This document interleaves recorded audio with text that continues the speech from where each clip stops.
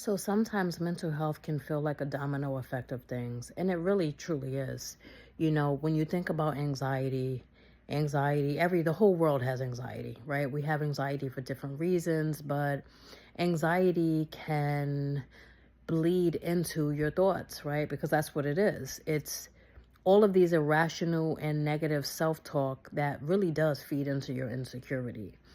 When people feel not so good about themselves or devalued, even sometimes when you don't feel like you're feeling, even when you feel like you don't devalue yourself, it sometimes shows up in the actions and in the way that you are treated, or in the way that people treat you, or the way that you allow people to treat you, right?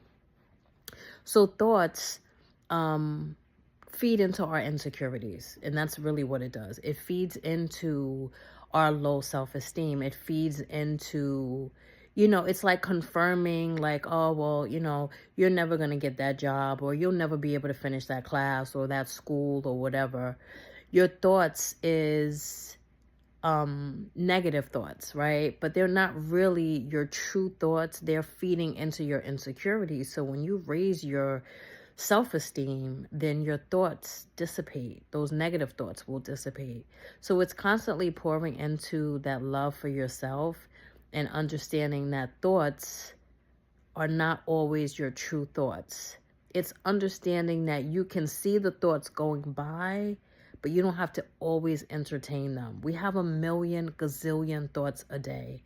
You really have to pick and choose which thoughts work for you and which thoughts don't, right? Start to defy the thoughts that are not good for you. Thoughts that are negative, or thoughts that are not even really conducive to your day. So, thoughts can be negative, and they definitely play into our insecurities, and it spills into anxiety because it creates fear. Don't allow those things to happen. When you start to feel anxiety, understand why you're feeling it, understanding what's going on in the moment. Sometime journaling is a really good tool to use when you're trying to identify exactly what you're feeling. So, the next time you feel anxiety or you're feeling anxious, take a deep breath. I cannot believe how amazing deep breathing can really soothe your anxiety. So it's important to do that. And always know that when those negative self-thoughts come in, you don't always have to entertain them. Sometimes you say to yourself, affirm things, use affirmations.